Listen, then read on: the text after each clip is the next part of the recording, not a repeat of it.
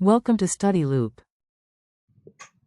Consumption of vacuum-packaged refrigerated hot dogs has been frequently incriminated with listeriosis, although the internal temperature used for cooking the raw products of 160 degrees Fahrenheit is high enough to kill the pathogen. What are the possible sources of the pathogen in the cooked products? Well, it could be contaminated raw materials.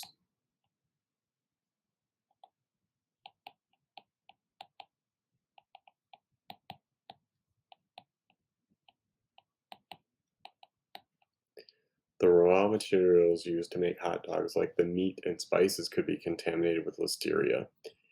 This can happen if the animals carrying the bacteria were not properly inspected, if the processing equipment was not properly cleaned and sanitized, or if the raw materials were exposed to contaminated water or soil.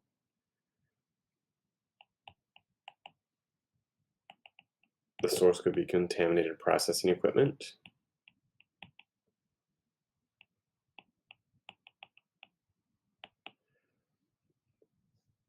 If the equipment is not properly cleaned and sanitized, listeria can survive and grow on its surfaces, which can then transfer to the hot dogs during processing. There could have been cross contamination during processing.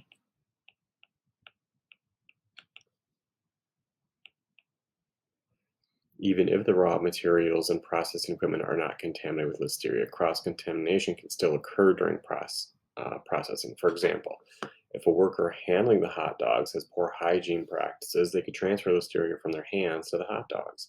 Also, if the hot dogs come into contact with contaminated surfaces, like a cutting board or utensils, listeria can be transferred to the cooked product that way. A fourth is post-processing contamination.